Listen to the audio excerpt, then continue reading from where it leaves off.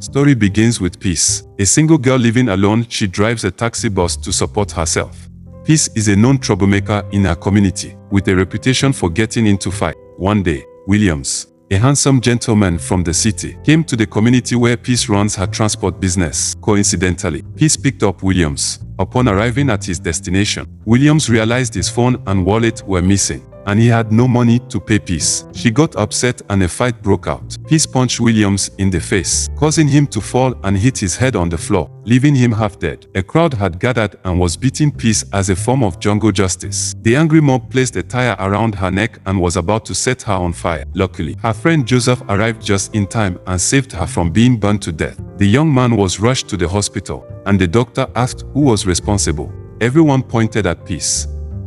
She didn't run, but she was confused, sad, and panicking. The young man was still unconscious, and Peace stayed with him at the hospital for 3 days, leaving her taxi job. She used her savings to pay for his hospital bills. The gentleman woke up 3 days later without any memory of what happened or who he is. The community elders decided that Peace would take care of him until he recovers and remembers his identity. This was the most challenging and depressing time in Peace's adulthood since her parents' death. She wasn't happy about the situation, often lamenting all night. Her anger issues worsened because she now had to feed and clothe an adult man who couldn't remember who he is. On the other hand, Mr. Chairman, the owner of the bus Peace drives, is taking advantage of her desperation to survive by running a taxi service with the bus. He comes whenever he likes to ask her for money, breaking their initial agreement for weekly payments. Yvonne is known to be Peace's strongest opposition, always seeking ways to disrupt Peace. One day, her mother boarded a bus with Peace from the park. Upon arriving home, Yvonne's mother claimed she had no money, which angered Peace. Peace took out her frustration on the elderly woman. Joseph, Peace's friend, intervened and paid Peace the money to resolve the situation. Later, Yvonne confronted Peace about the incident. Peace got aggressive again and was eventually summoned by the community elders, who made her sign a peace accord. As days went by, Peace tried her best to help the gentleman remember his identity, but it didn't work. One day, after having a terrible day at work, she came home to find the man asking for food. Frustrated, she became aggressive.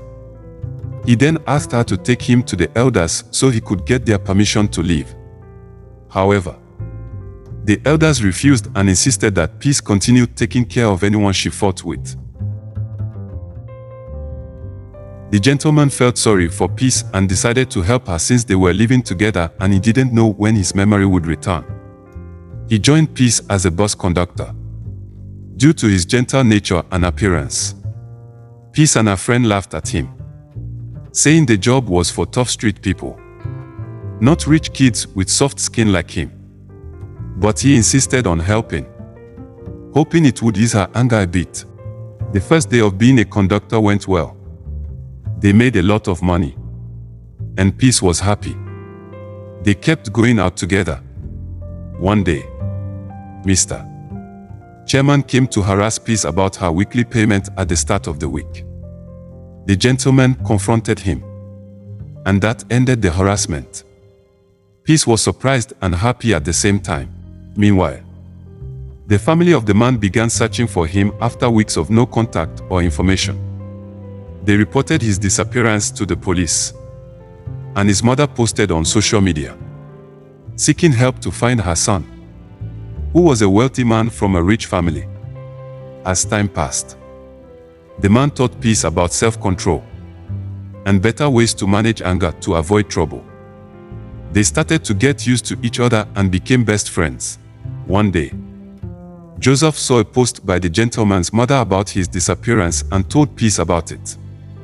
Peace was excited to learn that the man was wealthy and came from a powerful family.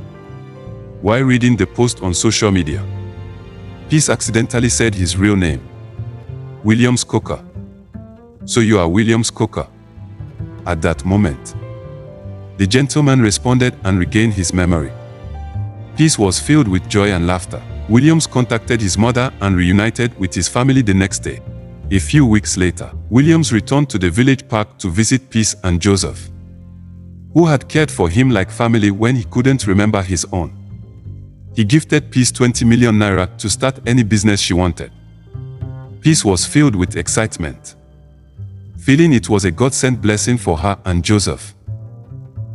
Williams, missing the work of a conductor, decided to try it one more time, surrounded by love, laughter, and jubilation from Peace.